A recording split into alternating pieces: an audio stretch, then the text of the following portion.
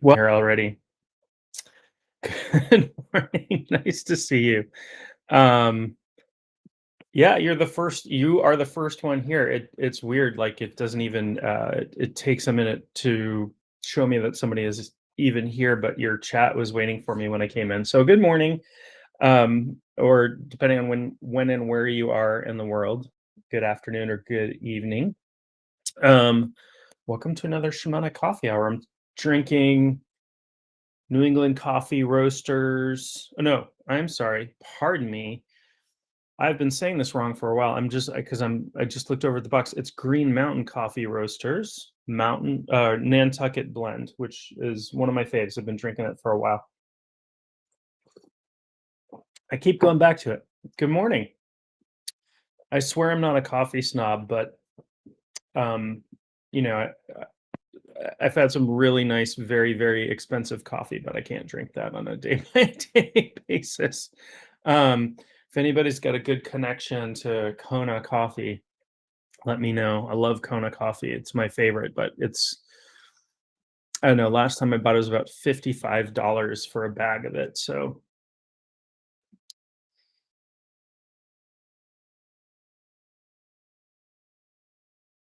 Cafe Listo. I'm not sure if I know what Cafe Listo is. And making a dark roast. Excellent. Yeah, I would call myself a coffee enthusiast. It's funny. I live in New England. If you're outside the United States, that's the northeast. The far I live in the far northeast of the U.S. And around here, Dunkin' Donuts is king. I lived in Boston for a while. There were 6 Dunkin' Donuts within a quarter-mile radius of my home. 6. In case you were like, "Oh, I just finished my coffee and I'm walking down the street and now I need another coffee." So yeah, I'm a coffee enthusiast. I like good coffee. Um, I, drink probably less of it than I used to, but I appreciate a good cup of coffee. This is a medium roast. I like medium roast. Some people prefer dark. I don't mind a dark roast. And sometimes I like a light roast, so I like to mix it up a little bit. Anyway, even though it's the shamanic coffee hour, not necessarily here just to talk about coffee. Um, but today's topic, talking about transition times and having spirituality to really lean back on during times of transition. We all go through times of transition, big transitions, little transitions.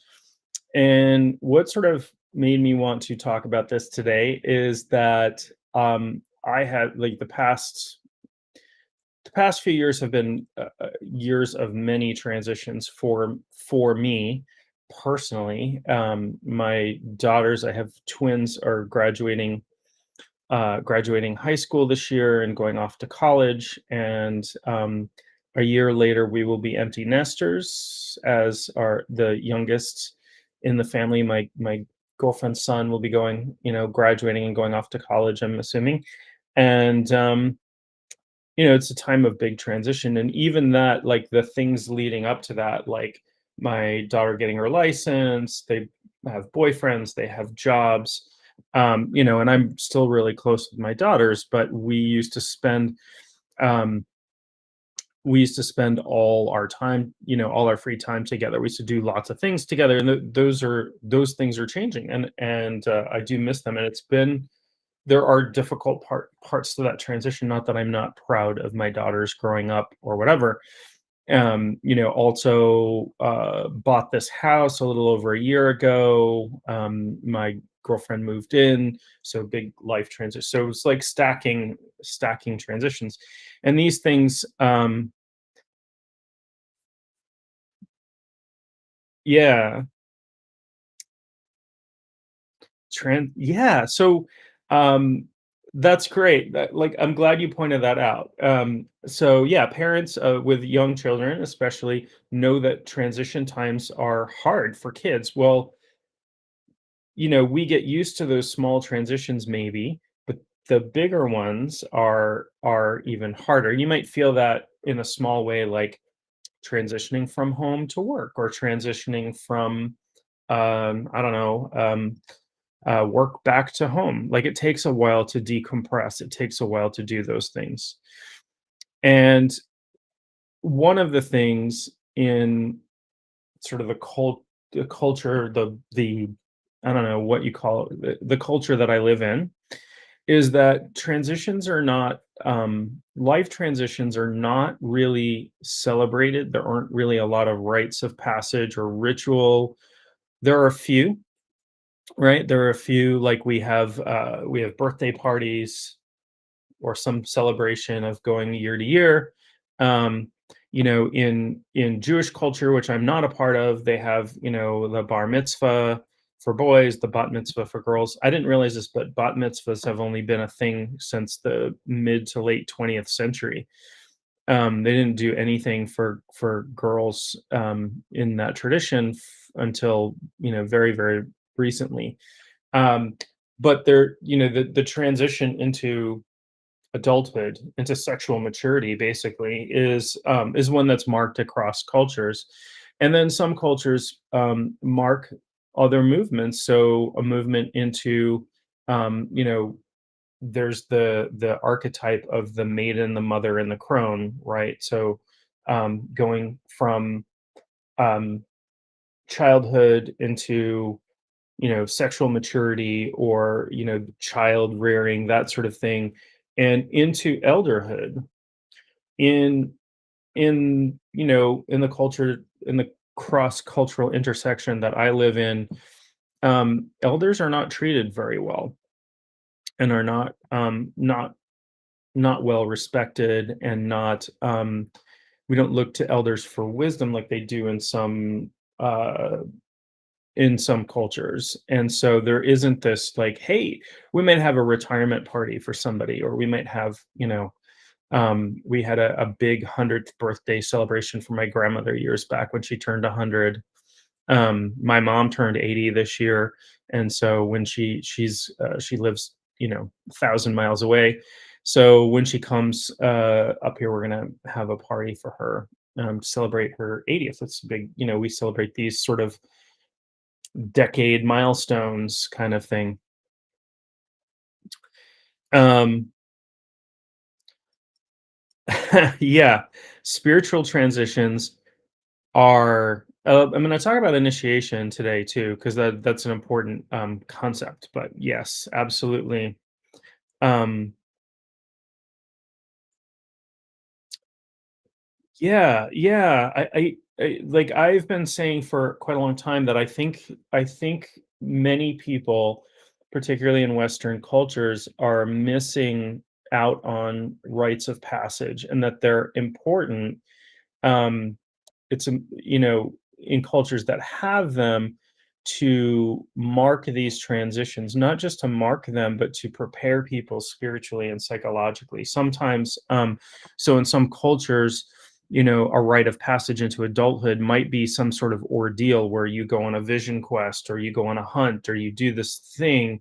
And it's sort of like, you do all this stuff, preparing for it. So, like, with a bar mitzvah, for example, or bat mitzvah, you have to learn Hebrew and learn to read passages in Hebrew out of the Torah. And so there's preparation for that. I guess, in at least in Catholicism, and maybe some other Christian sects, I don't know, there's confirmation. So you go through some training, and then you are confirmed. And I'm not an expert in Catholicism, so pardon me if I speak incorrectly about this. It's just my ignorance. There is, there's preparation. You go. I don't know what it used to be called, like CCD. I remember kids when I was in elementary school, kids getting dismissed to go to CCD. They were taken on a bus or walked or whatever to this Catholic education center, where they went through the training, whatever it was, the learning that they had to go through to get their first communion. And it's a pretty big deal. And in places that have a large sort of Catholic population, or predominantly Catholic. Those things are those confirmations, those things like that are really, really big, really, really big events. And it is a rite of passage, so to speak. But we don't really do other very many other rites of passage, and we definitely don't. We don't, I'm at this age where a lot of the women in my life, the people that are my age, same age, particularly women, I can't speak on behalf of women, but speaking as a friend and ally to women, are going through change of life. They're going through menopause. They're going, you know, uh, out of the phase of sexual maturity where they can bear children. And I don't like we don't really mark that. We don't have a rite of passage for that. And I've heard from friends and loved ones that there's a lack of support even on the physical level of the changes that people go through, that women go through. So, you know, to me that's incredibly unfortunate because you have I'm always surrounded. I always seem to be surrounded by very strong women. My primary teacher in shamanism, very strong woman. My girlfriend, very strong woman. My mom, my grandmother. Oh my gosh, she lived to 106. She passed away about a year ago, and she was 106 years old. Talk about strength. She was born in Maine in 1916 and lived and I just think about like I go outside today and I'm like, oh, I'm cold, I'm freezing. They didn't have central heating or running water or electricity when she was born, when and where she was born. That all came later. They didn't have a car. They didn't used to cancel school for snow or ice or anything. So I'm starting to talk. I'm clearly transitioning into a phase where I start to talk like my parents and grandparents. When I was a kid, oh, happy Friday. Welcome to the coffee. Welcome to Coffee Talk. But there's still remnants of there's still remnants of time. Uh, there's still remnants of times where we did um, did mark rites of passage. So we have things like graduation parties and birthday parties and retirement parties and things like that. Um, my take on it, my opinion on that is like we moved, particularly in the quote unquote modern Western world. um uh we moved away from being agrarian, from being hunters and gatherers and that sort of thing, and we moved into the industrial revolution. And so everything we did was geared towards, even our education system. When I grew up, it was everybody do your own work, memorize stuff by rote, respond to bells. They still do that in school, right? You have to be in your classroom when the bell rings, kind of thing. And I think about like factory work, right? How closely does that replicate factory work, particularly piecework? So when I was a kid, there were still shoe factories where I live. And people did what's called piecework. You didn't get paid by the hour, you got paid by how many pieces you could sew together or whatever. So people got really, really fast at it. They also got lots of injuries and stuff like that. So, um, yeah, I mean, I don't really homestead, but I've thought about it. But around here, that usually means like um, planting a pretty big garden and raising at least chickens. And I sort of have this no livestock at this point in my life rule, because I would love to have chickens and sheep and stuff, but the commitment and time that comes along with that um, is a bit more than I can handle at this point in time. But maybe someday we'll see. But I have a cousin with chickens and goats and in New Hampshire, and yeah, it's cool. It's good. So anyway, a lot of our culture is geared towards the industrial revolution. So the way that people moved from rural areas into cities, the way the education system was developed, even like our, you know, it's much less this way today, but even our, 9 to 5 work, right? Like all of this stuff was designed around shift work, working in factories. We needed tons and tons of workers to throw into the machine, right?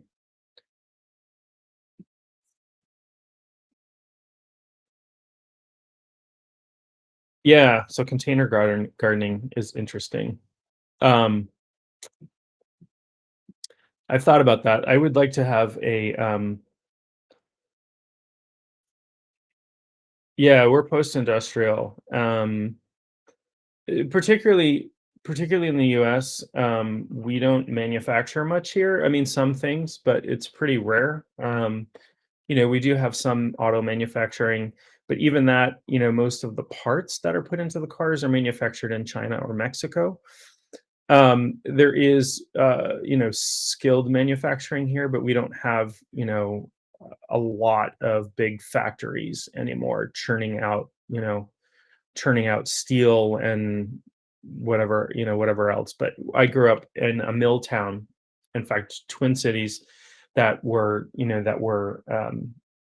mill oriented. One of them, the Bates Mill, made blankets and cloth, and there were a lot of shoe factories around here. In fact, when I was a kid, one of the cool things was my aunt, and lots of people I knew, but my aunt worked in a shoe shop, and not a shop that sells shoes, but a shop that manufactures shoes. And they could buy, they could get shoes for wholesale, and um, they were manufacturing like Nike shoes at that time. They were made in the US. They were made, a lot of them were made here.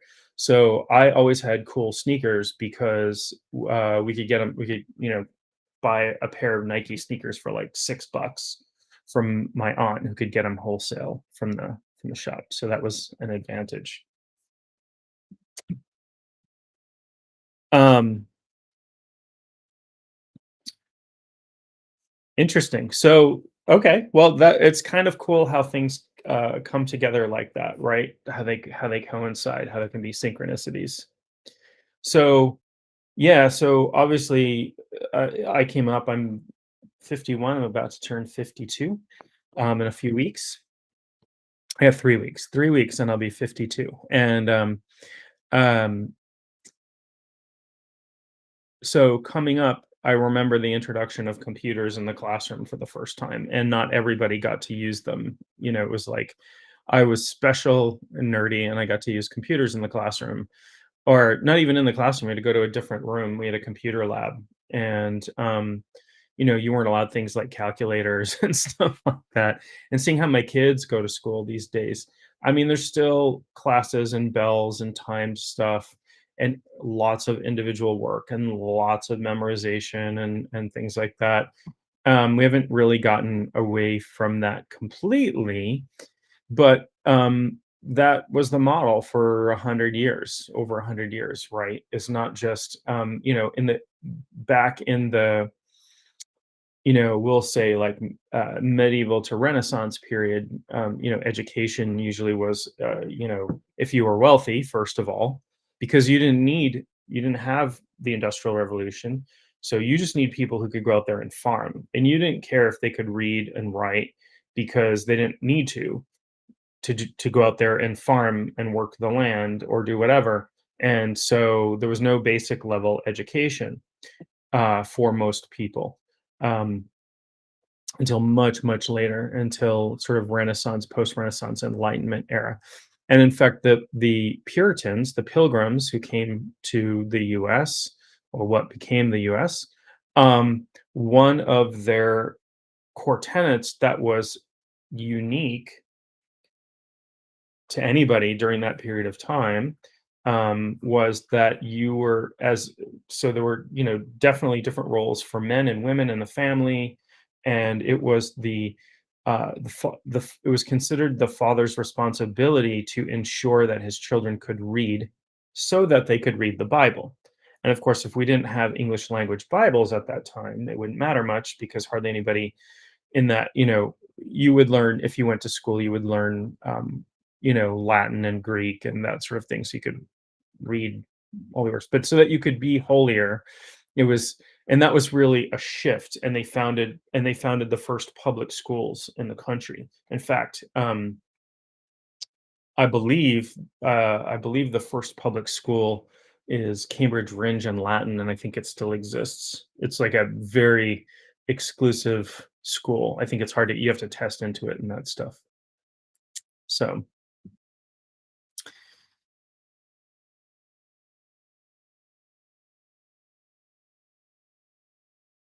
yeah, interesting. Yeah, I've got a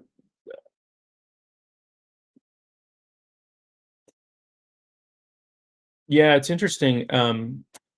Talking about sourdough and cultures and that sort of thing. Like even before people knew what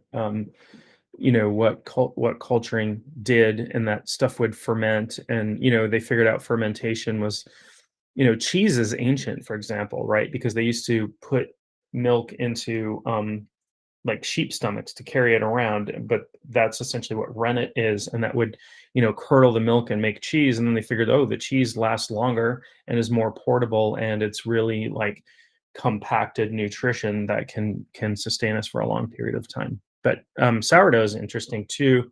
I've never made, not exactly. I've made injera, which is an Ethiopian kind of sourdough. It's a flat bread. You have to get special. I forget the name of the grain that it comes from, but it's one of my favorite things. I love Ethiopian food, and so I tried to make injera. My culture didn't go well, but it does. It ferments in the bowl. But so the ancient Norse, they would make mead. They didn't know what yeast was. It just was natural fermented from the bacteria and fungi in the air from the, and they would have the magic stick that they would stir the mead with, which was just a stick that they never washed, so it would like be coated with that culture over and over again.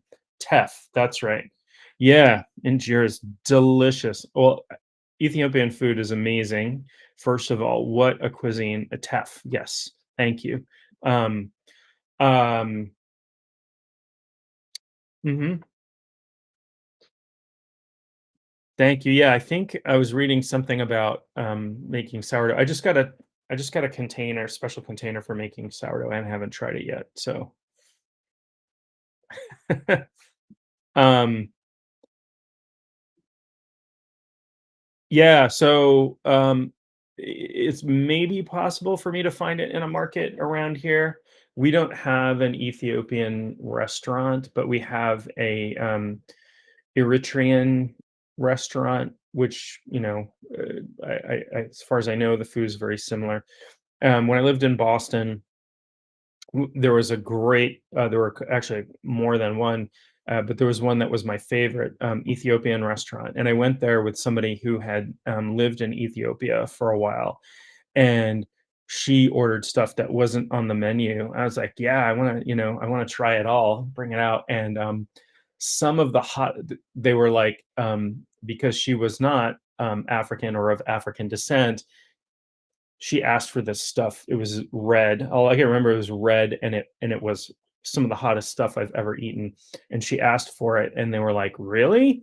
We don't get people who are not from Ethiopia in here asking for that stuff." And so they brought it out, and I tried it. It was delicious, but extremely hot. Yeah, Eritrea and Ethiopia. Yeah. So there is an Eritrean restaurant here, uh, that I haven't been to, but it's definitely on my list. But I was a regular. There's a restaurant in Boston. I don't know if it's still there, but it was called Addis Red Sea. One of my favorite restaurants uh, ever in the world, anywhere. One of my favorite restaurants. Just um, now I'm hungry. Talking about food. Um, quite, um, quite possibly. I don't remember this was, I want to say more than 20 years ago, so I don't remember exactly what it was called. I know it was a sauce.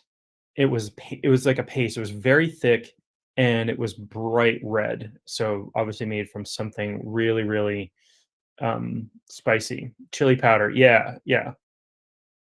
Oh, you make your own. I should get a I am when I make stuff, and I realize I've gone way off topic here, but get me talking about food. Good gracious. We're very experimental. We'll try anything. That's why I tried to make injera, and I will try again. I do have a package of teff lying around, but we have so my girlfriend used to bake quite a bit, like make a lot of her own bread and stuff like that, and so we have a lot of different types of flour and uh, equipment. You don't need equipment for making injera, which is kind of cool. You can just make it on a griddle, I guess. And I wish I could buy it around here. I don't know. Maybe I'll find a place. I'll look for a place. Um, but there may or may not be. I know I don't know anything about their cuisine, but there's a huge Somali population here. I don't know anything about Somali food. I don't know if there's a Somali restaurant.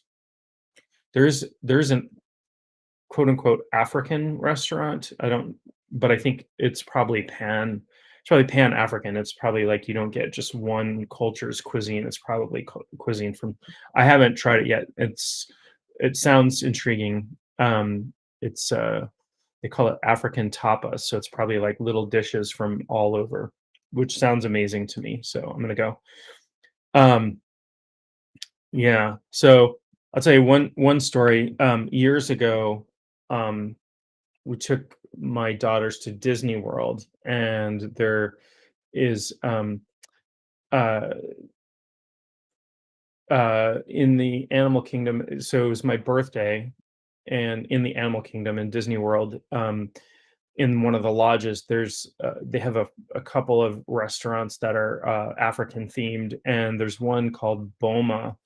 And Boma, we went on my birthday, is a buffet, and they have food from, so not just African countries, but they have food from 85 countries in this buffet.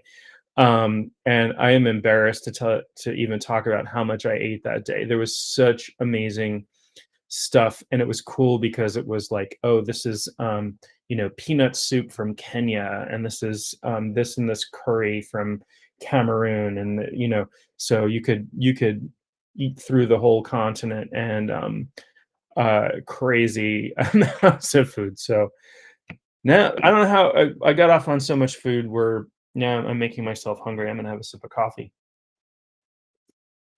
But yeah, I can definitely get into lots of different cuisines. And every time I've had cuisine from Africa has been absolutely amazing stuff. Really a lot of cool use of spices and things like that there. So um, I find that great, especially like I grew up. I grew up in a very Wonder Bread household where everything was really bland. Didn't we didn't our food wasn't seasoned much. It was all like meat and potatoes kind of stuff. And I didn't really expand my palate much until I moved out of where I lived and went to college in Boston and had access. We didn't have the stuff that's available to me today is not like when I was growing up. We had, if you wanted like not American food, it was Italian or Chinese, basically. That was it. I don't think there was even a sushi restaurant in Maine at that time, maybe one. Um, there was definitely not. We've got African and Greek, and um, there was for a time an Afghani restaurant here. I don't think that still exists, but and Portland, Maine is one of the foodiest towns. Oh yeah, thank you. This was years ago, but yeah, it was a fantastic birthday. And there's a little bit of a funny story about that. At that time, I was going through shamanic training. I was going through my apprenticeship, so this would have been close to 10 years ago or 10 years ago, and I was going through my shamanic apprenticeship, and I had just gotten. We don't normally in shamanism. It's sort of bad form. We don't talk about our helping spirits that much, particularly not in a bragging way. But it's important to the story, so it's fine. So I had gotten a giraffe as a helping spirit. One of my power animals is a giraffe, which is cool. It was given to me by retrieved for me by another practitioner that was in my apprenticeship, and I just gotten a giraffe as a helping spirit, and it was uh, it was cool because I've always loved giraffes, and so we were waiting to go to this restaurant, Boma, and it's part of the Jumbo House, which is a lodge in the animal kingdom, and they have a patio that you walk down, and there's a paddock back there with animals, including giraffes, kind of roaming about. Really cool. So we were waiting to go to dinner and I asked my daughters if they wanted to walk down to the paddock, and they said, "Yeah, of course." So we went up, and this giraffe just came right over to me, stuck his head over the fence, and was like staring me right in the eyes. And it was just this moment between this giraffe and I. So, um, very, very cool real life encounters. I still love giraffes. I want to go do one of those things.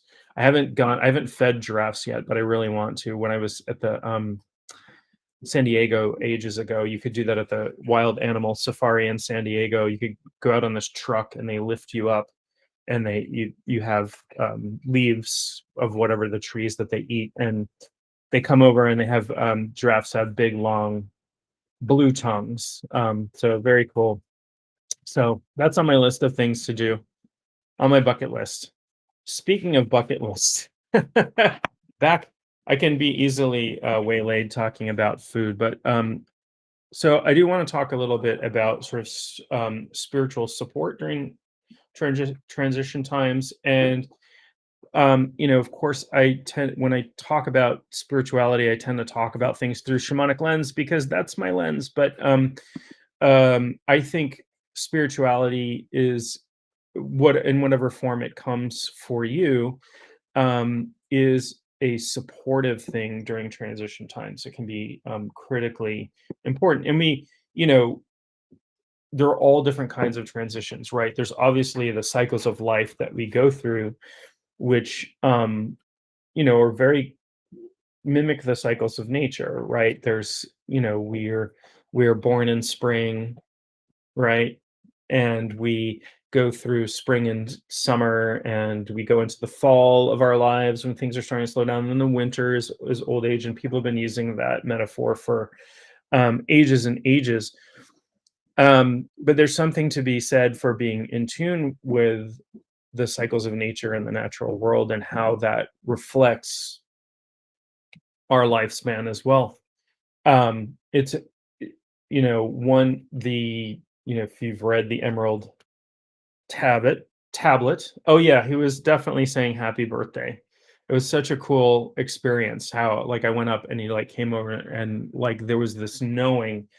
If you ever get the chance to look into a giraffe's eyes, they've got these like big eyes with big eyelashes, and there's depth there. There is some I can't even really describe the emotion that happened during that experience. So um but one of the things that I like about shamanism and other forms of sort of nature centered uh spirituality is that it brings us back to our roots, our real roots as human beings living on this planet, living um, in concert with, in concert uh, with nature, with the natural cycles of the world. And the planet obviously spinning around 365, takes 365 and a quarter days. That's why we have leap years to go all the way around the sun, right? And it turns, and we have the cycle of the day, right? So um, revolves around the sun, rotates. We've got the moon that revolves around the earth. And so so that brings us tied. So um, when we're in touch with nature, we're in touch with cycles, cycles of the earth, cycles of the moon, cycles of the stars, cycles of the planets, that sort of thing. And that was critically important to our ancient ancestors, right? They had to know, like, this is the rainy season. This is why ancient um, ancient structures that still exist. So things like the pyramids and the Sphinx, things like Stonehenge, things like Göbekli Tepe, which is currently the oldest structure we know of, and has only like 5% of it's been excavated in Turkey. There are all these astronomical alignments, and they can tell, like, yeah, these were holy sites where people were doing rituals and that sort of thing, but they're aligned to astronomical events because it was incredibly important for people to be in touch with the natural cycles of the earth, right? And there are, the in every continent there are these structures. There's a thing called archaeoastronomy, right? So it's a field of archaeology where they study astronomical alignments, because a common thing across ancient cultures is having observations of the sky in order to mark the cycles, not cycles of the year, but and we have astrology obviously and all kinds of things. um so I think being more in touch with natural cycles helps us in our transition times, particularly physically. I know for me, gosh, winter, like, I'm a bear. I wanna go into hibernation in winter. I don't get outdoors in it a lot, during, like, really, really cold, really, really dark times, and I know I'm affected by that. We're all affected to greater or lesser degree. But one of the things, and it doesn't mean you have to, like, if you identify with some Western or Abrahamic religion or something like that, that you have to give that up to be in touch with nature spiritually. I don't believe those things are mutually exclusive. In fact, I know people who practice shamanism who also identify as Christian, who also identify as Jewish, I know people who have different, sort of, who have a religious life as part of their spiritual life, and also have shamanic um, roots. And I'm not saying everybody should practice shamanism either, but I think being in touch with nature does not have to be separate from whatever your spirituality is, and can be a lovely part of your spirituality. And one of the things you can recognize is that we are really, um, because we live in buildings with heat and light and running water and air conditioning and all of these things, it's easy for us to get to think that we are apart from nature, that we're not a part of the natural world, but we're animals. These bodies are animals, and we're extremely affected by climate, by pollution, by all of these things. So, it's important to be ecologically minded, because not just because it's the right thing to do to not destroy our world for our grandchildren, but also, again, like, we're a part of this spirit, we're part of this planet, and the planet, in the shamanic view, the animistic shamanic view, everything is a spirit. So the planet earth is a spirit. And there's the I think it's called the Gaia principle or whatever, which is like everything on earth is one big living organism, right? And that's an interesting model and an interesting way to think about it. So from hermetic thought, as above, so below, and that reflects, like, what goes on in the spiritual world also goes on in the physical world, and the physical and the spiritual reflect each other. But I think we can also look, even physically, macrocosmic and microcosmic level. right? So um, if we, think of the earth as one big giant organism, right, with many, an infinite number of parts, look at the human body, for example, right? The human body is made up of lots of different parts, and when you think of it as one whole thing, and it works very well together. There's a little squirrel hustling across my backyard at this moment. But we're in symbiosis with the environment. So there are more. I'm sorry if you're germ phobic, but we actually have um, bacteria on and in our bodies that are critical for our health. And we have to live, people know about gut bacteria and they take probiotics and prebiotics and all of these things. Our biome, which is the body, but also the things that live on our body. So there are more bacteria cells on our skin than we have cells in our body, right? Something like some amount of our body weight is bacteria. And it's critical for us. It's critical for our immune system. It's critical for our digestive system. So we're like little bacteria living on the earth. We can be good bacteria, we can be bad bacteria. Let's be good bacteria. Let's promote the health of the earth. And that promotes our health, right? When our microbiome gets messed up, it leads to lots and lots of health issues, right?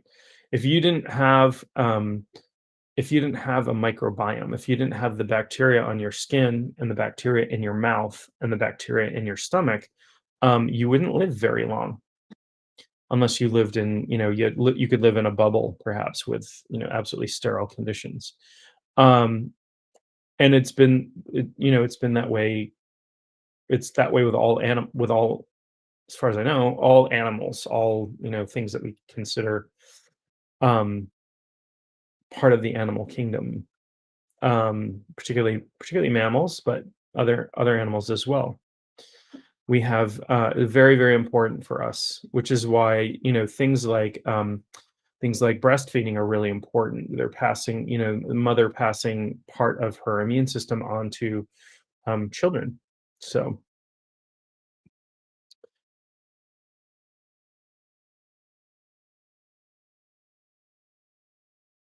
interesting. Yeah, yeah.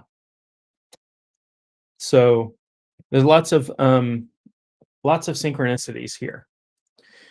So let's talk about spiritual support through transition times. And really, um, spirituality is there's kind of two the way, it's sort of black and white thinking, but there's a real gray area in here as well. But I always like to think of the divine masculine and the divine feminine aspects of things in spirituality, right?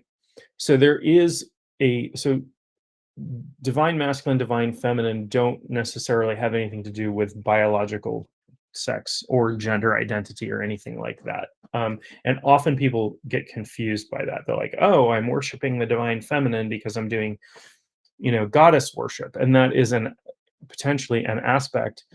But some goddesses reflect aspects of the divine masculine and the divine feminine, and vice versa, right? So, um, in my opinion, there are no gods and goddesses from any tradition that are pure divine masculine, pure divine feminine. There is that principle in everything. So the Kybalion, which is, or I think I think this principle comes out of the Kybalion, which is a Hermetic text that says everything has its masculine and feminine principle. Gender exists in on all planes and all expressions. They're not talking about gender identity, but yes, gender is expressed physically, culturally, psychologically, but not the roles and not the gender politics and not the artificial stuff that we put on gender, because that is not it's not static. It's not a principle because it's not static. Like the whole girls wear pink, boys wear blue thing. Um, that's just a cultural artifact that doesn't, or boys can be warriors and girls stay at home thing wasn't is not true in every culture or throughout time. So those how we know those are culturally enforced principles. But the aspect of the divine masculine is the force wanting us to evolve as individuals. So anything involving like spiritual evolution, growth, reaching, projecting, that's considered the divine masculine aspect. The divine feminine is nurturing, holding, gathering, right? Both are equally important. And any one that says otherwise, one is more important than the other, is either using culturally enforced ideas or rejecting culturally enforced ideas. And this is beyond culture. These are principles that exist, that are archetypal principles that exist in every culture expressed in different ways. And you know, I asked somebody one time, like, what their concept of the divine masculine was. So it's interesting. Um, and I'll talk about how this fits into cycles and that sort of thing in a second. But it is interesting that so we culture cycles between very masculine and feminine ideas, right? So we go from very individualistic ideas to very collective ideas. There's this pendulum that goes back and forth, and we see it very rapidly happening in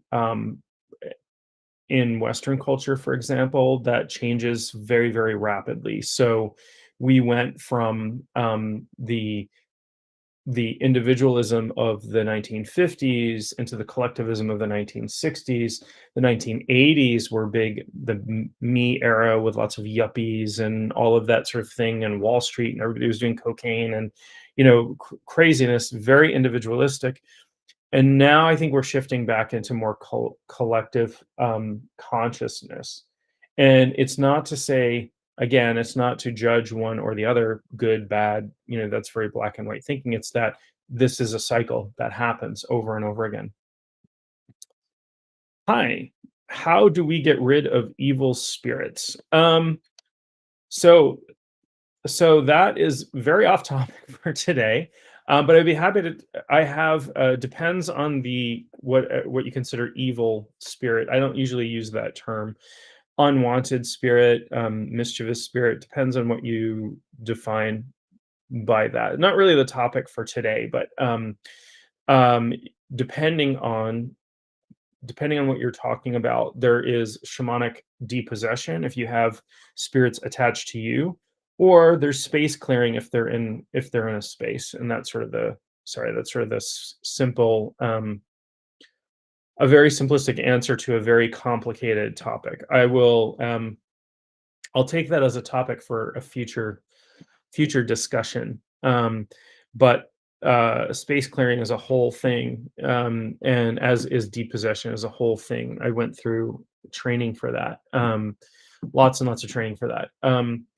But I don't like to look at spirits can be suffering. I haven't run into too many times where there are spirits that are just purely malevolent. It's usually they're suffering like a trapped animal that might lash out, or they're doing something because they may be a little bit mischievous or something like that. And I think the idea that spirits are evil comes from a very black and white view of things. Not to say that it doesn't exist, but that's my take, from having done lots of depossession work and lots of space clearing work and that sort of thing. Most spirits that are causing people problems don't necessarily intend it. So we treat them as clients, actually, when I work with depossession. It's not like an exorcism. It's not violent. I'm not threatening. I'm not going to war with anybody.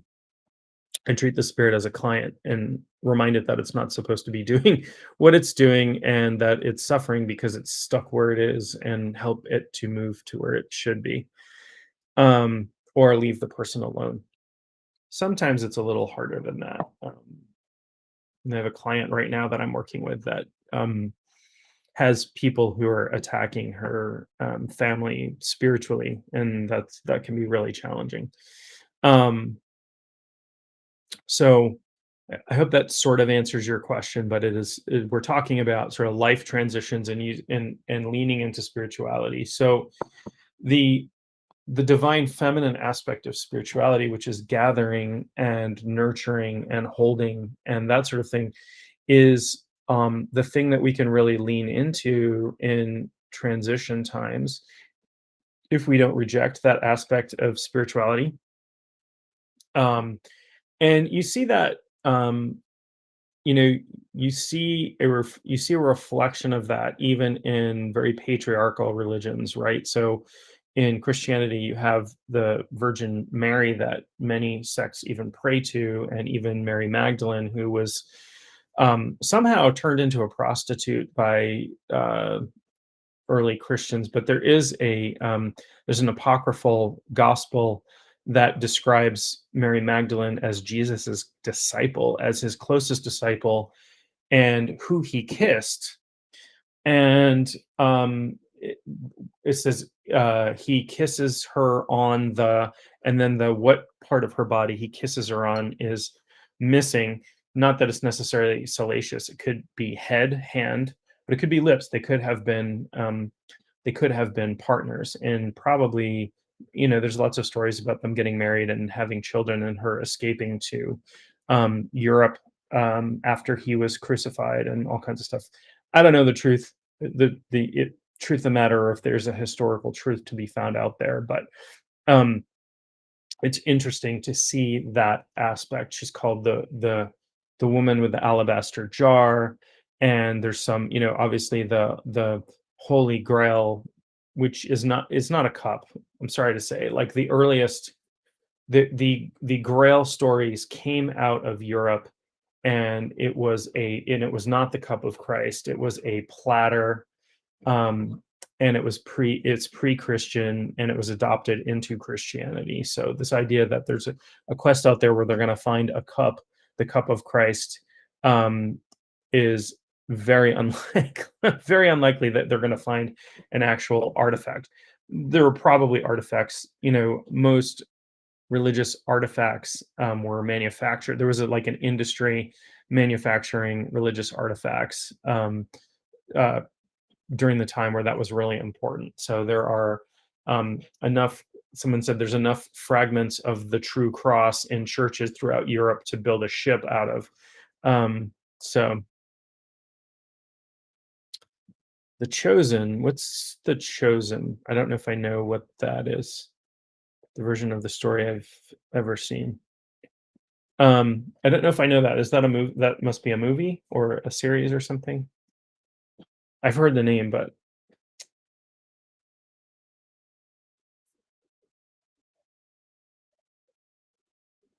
hmm. Oh, it's a show. Okay, I'll have to check it. I'll have to check it out. Oh, is it a thing about like secret societies, new Jesus show series? Oh, okay, okay. I'll have to check it out. I don't know anything. I don't know much about it. I am watching True Detective currently right now, which is excellent. And there are some very it's very dark, put it that way, but there are some very esoteric themes there. A lot of in this series. In this series, they're in Alaska, and during above the Arctic Circle, during a period where there's like 2 months of darkness. So it's very much in the shadows. But it's very interesting, and there's a lot. It can be grotesque if you're not watching it. There's a lot of, it's a murder investigation and whatnot. So I do think that leaning into the nurturing, the holding, the gathering aspects of spirituality. And so speaking of gathering, so the this in a way is a little community. This talk is a little community when people come on here and chat, and we meet up. I try to do these once a week, trying to be pretty consistent about it. There's sometimes I just can't. Something in my life is going on, but I do try to do these regularly. And it is a gathering, and so in that way it does reflect a feminine aspect. We all have I've done talks about this, I've done lots of videos about this. We all have both masculine and feminine. Oh, so the Kybalion that I was getting to says that everything has its masculine and feminine principles, and not or. This doesn't mean men are 100% masculine, women are 100% feminine. That principle exists through all layers. It exists in the physical layer, it exists in the spiritual layer, it exists in the mental layer. We just, our ideas about it, our ego, our politics around gender, um, clouds our view of what these things are. So the divine feminine is very supportive. The divine masculine is very protective. It's projecting, it's evolving, right? When the feminine is okay, I've I've projected out, I've gone out, I've done my personal work, my personal evolution, I've learned stuff, I've gained wisdom. Now, well, actually wisdom can be more feminine, right? I've gained knowledge and skills. Now it's time to bring it back. Now it's time to rest, digest, and gather. In the physical body, the the nervous system has a sympathetic and parasympathetic function. And to me, those functions are a great analog for the masculine and the feminine principle. The sympathetic being the protective, stimulating principle that gets us ready for fight or flight, right? It's protective, it wakes us up, it's, whatever. Um, Sympathetic is the masculine aspect of our nervous system.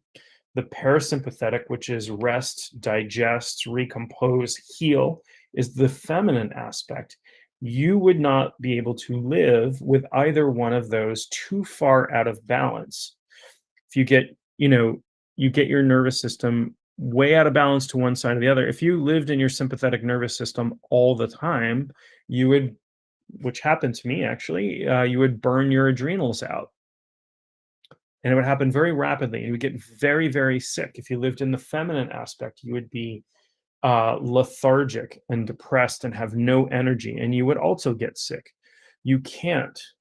You want to find balance. So there's balance on every level in your physical body. The feminine aspect as well is destructive. And I mean, by that I mean positively destructive. We have a process in our body called autophagy. This is where old cells die off and are digested, and the material is recycled into new cells. This, without autophagy, we would be cancer. This is a critical function of the body. It is an aspect of the feminine. Breaking digestion is a feminine idea, right? This is why and so reflecting that up, as above, so below, we have goddesses like Kali, who is a mother goddess, but also destroyer of worlds, right? And so destruction is not necessarily a bad thing. We put these like black and white labels on things, good, bad, whatever. When we go through transitions, see, this is how I bring it back to the original topic. When we go through transitions in life, there is a breaking down of the old so the new can be reborn. That's a very feminine concept, right? And so that the new can be reborn, if I'm graduating college, for example, or high school or whatever, there's a breaking down. My old life in college dissolves away. That has to go away so that I can reach for this new stuff, which is an evolution that gives way for the masculine aspect, this evolutionary aspect, right? But I can't do that if I don't break down the old. And so, I'm thinking of like, um, what was the movie, the silly movie, Van Wilder, right? Where this guy was sort of like the big man on campus in college, but he'd been in college for like 6 years, 6 or 7 years or something like that. And just was like taking minimum credits just because he loved the college life. And he wasn't moving on with his life, right? Because he didn't dissolve that aspect of his life. So he couldn't move on. So if you don't have both, you get stuck. Or if you're just charging ahead, charging ahead, charging ahead, that's a recipe for burnout. And that's not good either. Absolutely. Community is really, really important. And I'm having a conversation with somebody. So I tried to build a community amongst shamanic practitioners some time ago, an online community. Um, yeah. So the male aspect of the cell. No, no, no, no. I didn't really talk about that too much. You could say that like mitosis, when cells divide and multiply and form new units, or when they gather energy, perhaps that could be the masculine side of that. So, but definitely cellular division could be considered masculine. But even on a cellular level, we have digestion as well. The nutrients get to the cell, they have to be processed. My AP bio, I'm like having flashbacks to high school. um uh but yeah, it's reflected everywhere. So on the physical level, sorry manly alpha men, but you have feminine aspects to your body. um and masculine aspects, and women have masculine aspects to their body as well.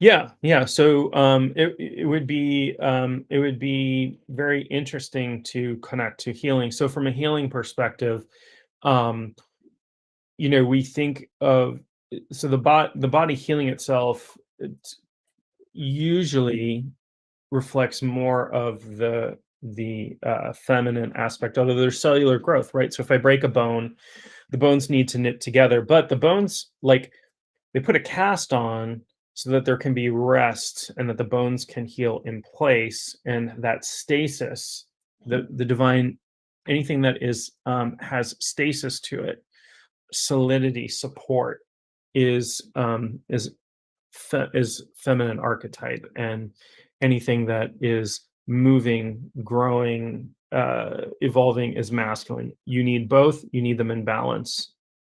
So from a healing perspective, when I'm doing healing work with clients, I am often, say, if I'm doing soul retrieval or something, I'm offering often going out and spirit and gathering things and bringing them back. But there's a feminine aspect to healing when I sit and hold space for a client and they tell me about their trauma or whatever, and I hold them in love, meaning in full total open acceptance, no judgment whatsoever. And that's critical. It's critical if you ever want to become a healer. Sitting with somebody in zero judgment, holding sacred space for them. I cannot stress, like, that alone. If that's all you ever did, you would be healing people in your life. So often we want to sit with people and jump in with advice, like, let me fix your problem. Right, and I'm a fixer. I'm one of these folks, like, "Hey, let me fix your problem for you. Oh, look on the brighter side," or, we do all these things that aren't necessarily helpful. When what is really, really healing is somebody with empathy sitting with us, holding us in love. And I don't mean romantic love. I don't mean that. I mean an like, I openly, fully accept you just as you are. No alterations, no rejection whatsoever. we don't get that very much in our lives. We don't because we're taught otherwise, and we have to train therapists to be able to do this, and some of them are okay at it and some of them are not. And so when I train people to become shamanic healers, if that's and not all of my students become healers, but some of them do, some of them are interested in it. This is a critical part of the teaching, and I drive it home very often, quite frequently. And I'm listening when I work with clients. I'm listening to their stories about sometimes horrendous trauma that's happened to them, or things that they've done. Um, you know, um, I don't want to go into too much detail here, but there sometimes people have um transgressions against themselves, or they become addicted to substances, or whatever. There are things that people do, that and I need them to feel like, no matter what has gone on in their past, that I'm sitting in a state of love with them, in a state of open acceptance. And that alone is how people heal. So, talking about community.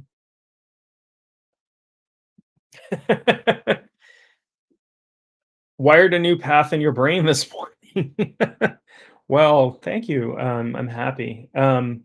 Happy to help rewire people's brains. I often try to rewire my brain. As somebody with ADHD, I'm really interested in neuroplasticity. Um, and somebody with PTSD, I'm very interested in neuroplasticity, which is the fact that the brain can very easily change and grow new connections, and you know change routes, so to speak, and heal that way. Hello to you too. Welcome this morning. I am just wrapping up, actually. I'm pretty close to wrapping up, so I apologize if you've just joined in. But um, by the way, I do want to check in with people, because I don't always do this, but this talk I scheduled like a couple of days ago, and so it would have gone out, like, it would have gotten scheduled in YouTube and Facebook and wherever else. So did that make a difference to people? Did people see that and plan to join in, or are you just sort of waiting for announcements that I'm online? I know at least one of you joined before I did, so that you know that notification must have gone out. But I'm kind of curious about that, and whether I should announce these earlier, or just keep going the way that I'm going. Um, so yeah, community is critical, and I'm still and I would love to talk to people about community, because I'm very interested in building a sort of remote distributed community. So it'd be something online. And I tried it with shamanism before, and I got a fair number of shamanic practitioners who were interested in community. But then when it came down to it, there wasn't much participation. And then the partner that I had that was working on it, had got a new job, and has her own farm, and just couldn't do it anymore. So I shut the community down, but it was geared only towards people who are actually shamanic practitioners. So I wonder if a larger spiritual community might work out, like gather more people, but there would have to be more participation and stuff. Yeah, I'm sorry. um, the planning helped. Okay. Thank you. That's good. That's good information. I appreciate it, because I do, like, obviously I want people to tune into these things, right? And having the conversation, having people show up to the conversation, so I'm not just talking to myself, is helpful to me significantly. And I always learn stuff from you all. So I thank you. I thank you for that. And I hope that you learn stuff from each other, and we can make connections. But yeah, so I'm thinking about putting some kind of community together, but because I need that, and I want more people to have that.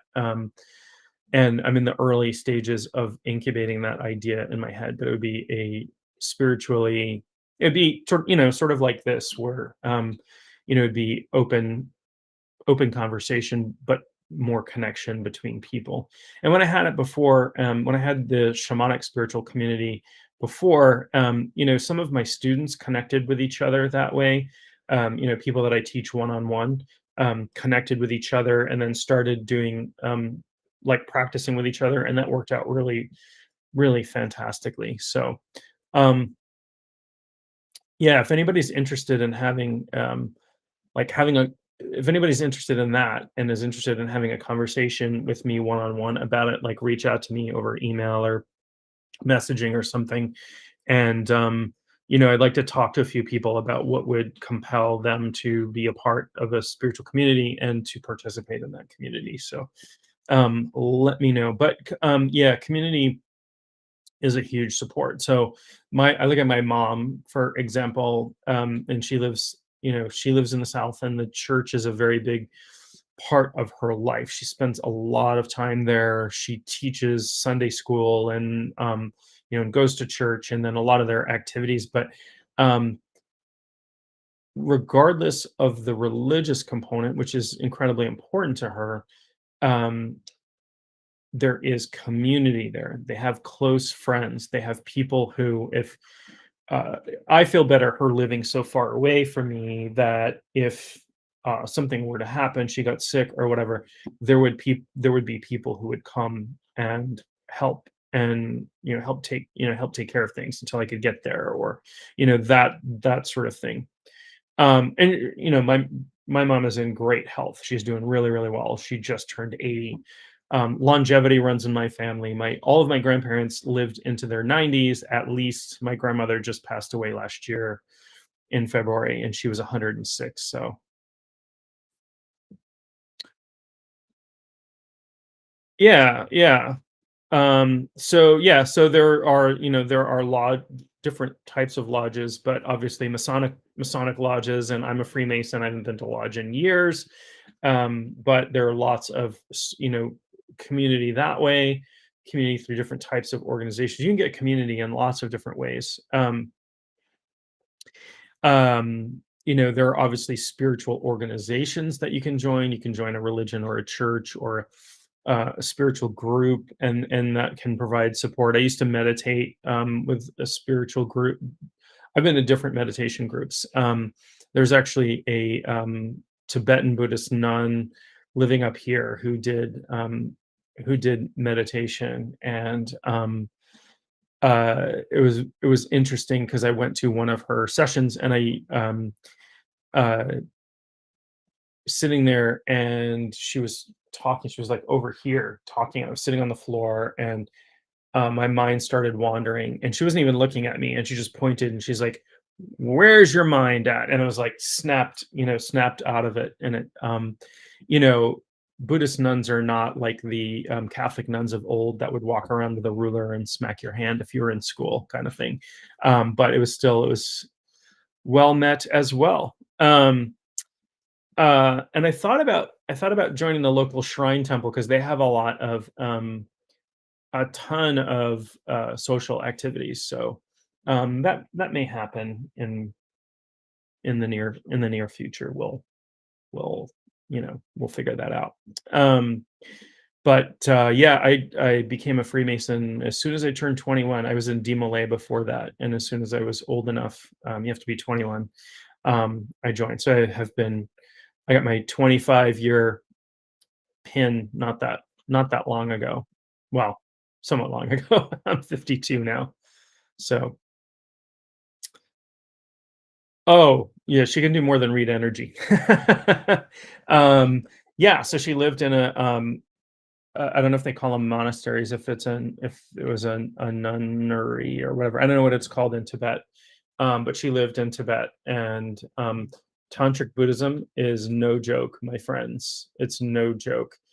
Yeah, you see these monks, and they're very peaceful, and they're absolutely serene. But there's a lot of stuff I used to do. I may get back to it someday. I used to do work with this Tibetan Nepalese deity called Vajrakilaya, and he is fierce. They have fearsome gods and goddesses that they work with, and the meditations are intense. You're meditating, you're in their temple.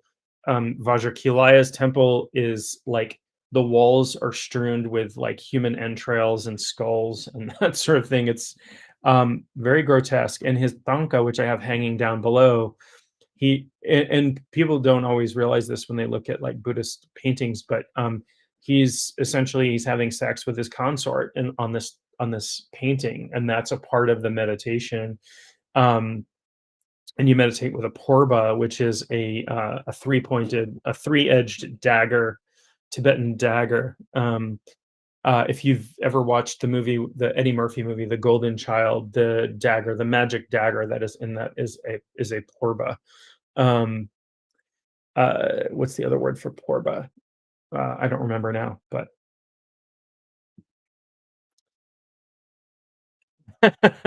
they're tuned in. They're tuned in. Yeah, yeah, yeah. There are a lot of great Christian mystics who were women. Going back in the ages where you know there weren't a lot of like writings and things coming from women, but there are a lot of great female Christian mystics. Hildegard von Bingen is one of them that I'm thinking of, and who wrote some really interesting stuff, including a description of female orgasm. But also she wrote a book about the God experiencing the Godhead. So she was very mystically oriented. So yeah, Goddess Brigid. So we are so happy in bulk, I should mention. The Goddess Brigid is a good one. She's the goddess of the hearth, but also of blacksmiths. And so we're in the last night to tonight is Imbolc. It's all Groundhog Day, but Imbolc, which is the halfway point of winter in the Celtic traditions. So I'm sure there are other. So the Celtic traditions, there were the four major not astrological, but astronomical markers. So there were the solstices and the equinoxes, but then there were halfway points. So Samhain, which is Halloween, was one. Imbolc is another one. I forget the other two. May is Beltane is in May. So a lot of cultures have those seasonal festivals. They recognize sort of 8 points on the wheel. Very interested that the wheel of Dharma in Buddhism has 8 spokes. You know, there's the medicine wheel that is common in multiple Native American cultures. Doesn't have 8, but it has four seasons, 4 directions, 4 animals, 4 colors. So it's interesting how these things working out cyclical stuff. In Norse tradition, 9 is the most sacred number. So you have the 9 worlds. You have the every 9 years there was like the big sacrificial thing where they would sacrifice 9 of every animal and 9 humans to Odin, I believe. And so 9 was a more sacred number. So happy Imbolc. Saint Therese, is that so I know in Ireland they have Saint Bridget, who was Bridget converted to a Christian saint. So is this like the feast of Saint Teresa or something? I don't know. I don't know enough about that stuff to comment on it intelligently, but um anyway. I realize I've gone off, as we usually do with these things, in lots of different directions. We talked about food for a while. We talked about talking about the divine masculine and feminine aspects, having community to help us through transition. It is time for me to wrap up. I've talked about 20 minutes over. I always go over a little bit, but I'm about 20 minutes. And that is just because everybody here is incredibly interesting and has lots of cool stuff to offer. to offer up and chat about. So, but yeah, I mean, if you're interested, I'm in the early stages of formulating an idea about creating spiritual community. Um, it would always obviously I have my viewpoint. I'm not interested in creating a religion or anything like that, just a community for people to gather and have conversations sort of like this one, but in a more interactive way, and to have meets like this and that sort of thing. So yes, everybody have a beautiful weekend. I don't actually know what the weather's supposed to be like here this weekend. I should look that up. But it's pretty bright out at the moment. I'm hoping it warms up a little. It's been pretty cold here these past few days. Would like to have a weekend where I can spend a little more time outdoors. With that, I'm going to wrap up. Love to you all. Thank you again for joining. We should do this again next week, and we'll talk to you all then.